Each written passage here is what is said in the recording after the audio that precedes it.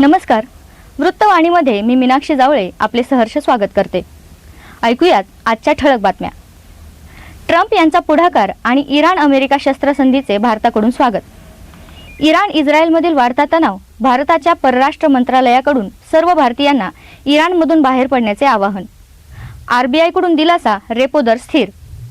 शाळेचा प्रवेश रद्द केला तरी आता पैसे बुडणार नाहीत. महाराष्ट्र सरकार आणणार फी रिफंडचा ऐतिहासिक नियम. नेमबाजीत भारताचा नवा विश्वविक्रम. आता पाहूयात सविस्तर बातम्या. डोनाल्ड ट्रम्प यांच्या इशाऱ्यानंतर अमेरिका आणि इराणमध्ये ऐतिहासिक शस्त्रसंधी झाली आहे. भारताने या निर्णयाचं स्वागत करत यामुळे पश्चिम आशियात चिरस्थायी शांतता प्रस्थापित होईल असा विश्वास व्यक्त केला. या करारामुळे जागतिक ऊर्जा पुरवठा साखळी सुरक्षित होऊन तणाव निवळण्यास मदत होईल अशी आशा भारतीय परराष्ट्र मंत्रालयाने व्यक्त केली आहे.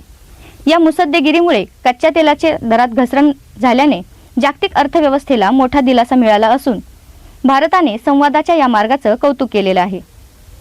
इराण आणि इस्रायलमधील वाढता तणाव पाहता भारत सरकारने मोठी खबरदारी घेतली आहे. परराष्ट्र मंत्रालयाने इराणमध्ये राहणाऱ्या सर्व भारतीय नागरिकांना लवकरात लवकर तो देश सोडण्याचे आवाहन केले आहे. RBI कडून दिलासा. रेपो दर स्थिर. रिझर्व्ह बँकेने आज नवीन पतधोरण जाहीर केले असून रेपो दर 5.25% स्थिरावला आहे. सद्यस्थितीमध्ये राजकोषीय तूट ही 6.9% आहे. महागाई नियंत्रणात आणण्यासाठी आणि जागतिक अनिश्चिततेच्या पार्श्वभूमीवर हा सावध पवित्रा घेण्यात आला आहे. गृह कर्जाच्या हप्त्यांमध्ये सध्या तरी वाढ होणार नाही ही दिलासादायक बातमी आहे. शाळेचा प्रवेश रद्द केला तरी आता पैसे बुडणार नाहीत. महाराष्ट्र सरकार आणणार फी रिफंडचा ऐतिहासिक नियम. शाळांमधील प्रवेश रद्द केल्यानंतर भरलेली फी परत देण्यास टाळाटाळ करणाऱ्या खाजगी शाळांना आता राज्य सरकारने दणका दिला आहे. महाराष्ट्र शिक्षण विभागाने शाळांसाठी फी रिफंड पॉलिसी अनिवार्य करण्याचा निर्णय घेतला आहे. त्यामुळे प्रवेश रद्द झाल्यानंतर पालकांना त्यांचे पैसे परत मिळण्याचा मार्ग मोकळा झाला आहे. या संदर्भात आमच्या प्रतिनिधींनी घेतलेल्या माहितीनुसार पालकांच्या प्रतिक्रिया ऐकूयात. ऍक्च्युली मी आज माझ्या मुलीचा ॲडमिशनसाठी गेलो होतो खाजगी शाळेमध्ये. तर तिथं फी वगैरे भरपूर आहे आणि माझं ॲडमिशन मला कॅन्सल करून दुसऱ्या शाळेत घ्यायचं होतं. तर ते रिफंड पूर्ण भेटत नव्हतं. आता नियम काढला आहे शासनाने, तो चांगला आहे. म्हणजे आपल्याला पाहिजे त्या दुसऱ्या शाळेत आपण ॲडमिशन घेऊ शकतो. हा नियम चांगला आहे. सरकारने चांगला नियम काढला आहे.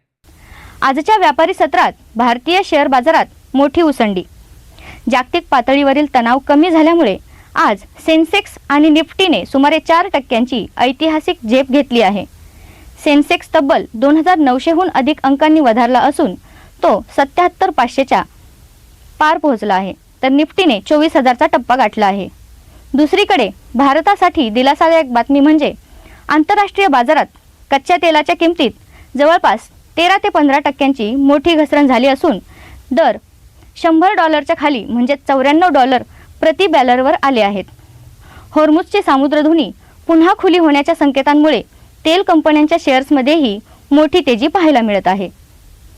पुणे पोलिसांचा ड्रग माफियांच्या मुसक्या आवळण्यासाठी मोक्काचा दणका. आयुक्त अमितेश कुमार यांचा इशारा. पुणे शहरातून अंमली पदार्थांचे समूळ उच्चाटन करण्यासाठी पोलीस आयुक्त अमितेश कुमार यांनी अत्यंत कठोर पाऊल उचललं आहे. शहरातील ड्रग नेटवर्कमध्ये सहभागी असलेल्या गुन्हेगारांविरुद्ध आता मोक्का कायद्यांतर्गत कारवाई करण्यात येणार असल्याची घोषणा आयुक्तांनी केली आहे. पुणे जिल्हा काँग्रेसचे संघटन सृजन अभियान सुरू. नव्या चेहऱ्यांना संधी आणि पदाधिकाऱ्यांची फेररचना होणार. पुणे जिल्हा काँग्रेस कमिटीच्या वतीने आज संघटन सृजन अभियान मोठ्या उत्साहात सुरू करण्यात आलं. या अभियानाद्वारे जिल्हा आणि तालुका पातळीवरील काँग्रेस कमिटीत मोठे संघटनात्मक बदल करण्याचे संकेत देण्यात आले आहेत.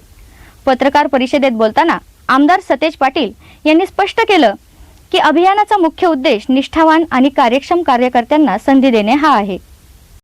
आज महाराष्ट्राचे माजी मंत्री आणि लढाऊ नेते सतेज पाटील साहेब यांच्याकडे पुणे जिल्ह्याची जबाबदारी आहे. त्या अनुषंगानं पुणे शहर काँग्रेस कमिटीच्या कार्यालयामध्ये काँग्रेस भवन येथे प्रेस कॉन्फरन्स झाली.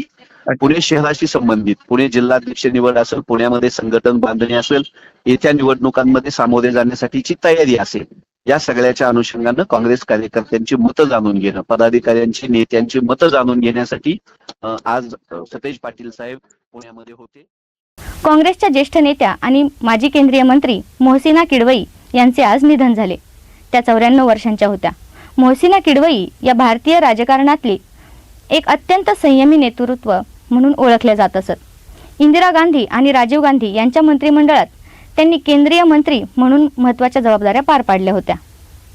दिल्ली आणि गुजरातमध्ये आज रंगणार हाय व्होल्टेज लढत. IPL 2026चा थरार आता रंगात आला असून आज क्रिकेट प्रेमींना दिल्ली कॅपिटल्स आणि गुजरात टायटन्स यांच्यातील एक चुरशीची लढत पाहायला मिळणार आहे. दिल्लीच्या घरच्या मैदानावर म्हणजेच अरुण जेटली स्टेडियमवर हा सामना रंगणार आहे. भारताच्या शिरपेचात मानाचा तुरा. नेमबाजी स्पर्धेत भारताच्या पलक आणि मुकेश नेलावल्ली या जोडीने 10 मीटर मिश्र प्रकारात थेट सुवर्ण पदकावर नाव कोरलं आहे. तापमानाचा पारा चढला. आज रात्री 24 अंशांवर स्थिरावणार पुण्याचा पारा. कमाल तापमान 37 अंश सेल्सिअस तर किमान 21 अंश सेल्सिअस राहण्याचा अंदाज आहे. दुपारच्या वेळी नागरिकांनी उन्हापासून बचाव करावा असे आवाहन हवामान खात्यानं केलं आहे. दिवसभराच्या कडाक्याच्या उन्हानंतर रात्री मात्र दिलासा मिळणार आहे.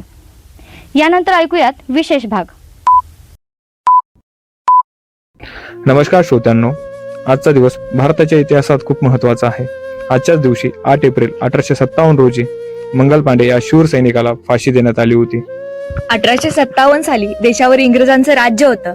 सगळीकडे अन्याय होत होता. अशा वेळी 27 वर्षाचा एक तरुण सैनिक पुढे आला. त्याचं नाव मंगल पांडे.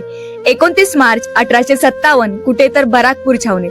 यामध्ये सैनिकांना नवीन काडतुसे देण्यात आली, पण त्या काडतुसावर गायी आणि डुकराच्या चरबीचा वापर केला जातोय अशी बातमी पसरली. यामुळे सैनिकांच्या भावना दुखावल्या. मंगल पांडे यांनी याला सरळ नकार दिला. त्यांनी या विरोधात आवाज उठवला. हर हर महादेव अशी जोरदार गर्जना करत त्यांनी इंग्रजाविरुद्ध बंड पुकारला. ब्रिटिश अधिकारी त्यांना पकडण्यात आले, पण मंगल पांडे घाबरले नाहीत. त्यांनी धाडसाने लढा दिला. शेवटी ते जखमी झाले आणि त्यांना पकडण्यात आलं. यानंतर त्यांच्यावर खटला चालवण्यात आला. सुरुवातीला फाशीची तारीख पुढे ठरवली होती, पण सैनिकांमध्ये वाढणारा राग पाहून इंग्रजांनी 8 एप्रिललाच 1858 मध्येच त्यांना गुपचूप फाशी देण्यात आली. मंगल पांडे शहीद झाले, पण त्यांनी पेटवलेली स्वातंत्र्याची ज्वाला संपूर्ण देशभर पसरली. याच घटनेतून 1857चा पहिला स्वातंत्र्य संग्राम सुरू झाला. आजही त्यांचं बलिदान आपल्याला प्रेरणा देतं, अन्यायाविरुद्ध उभं राहण्यासाठी एक शक्ती देतं, बळ देतं. पुन्हा भेटूया याच वेळी. धन्यवाद.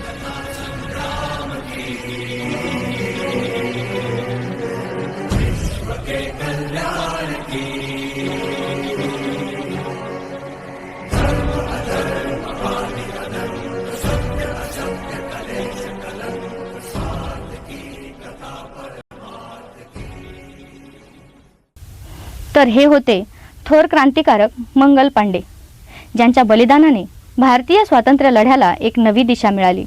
त्यांच्या शौर्याची ही गाथा आपल्याला नेहमीच राष्ट्रप्रेमाची प्रेरणा देत राहील. शेवटी ऐकूयात पुन्हा ठळक बातम्या. ट्रम्प यांचा पुढाकार आणि इराण अमेरिका शस्त्रसंधीचे भारताकडून स्वागत. इराण इस्रायलमधील वाढता तणाव. भारताच्या परराष्ट्र मंत्रालयाकडून सर्व भारतीयांना इराणमधून बाहेर पडण्याचे आवाहन. RBI कडून दिलासा. रेपो दर स्थिर. शाळेचा प्रवेश रद्द केला तरी आता पैसे बुडणार नाहीत. महाराष्ट्र सरकार आणणार फी रिफंडचा ऐतिहासिक नियम. नेमबाजीत भारताचा नवा विश्वविक्रम. याबरोबरच आजचं हे वृत्तवाणी बातमीपत्र समाप्त होत आहे. धन्यवाद.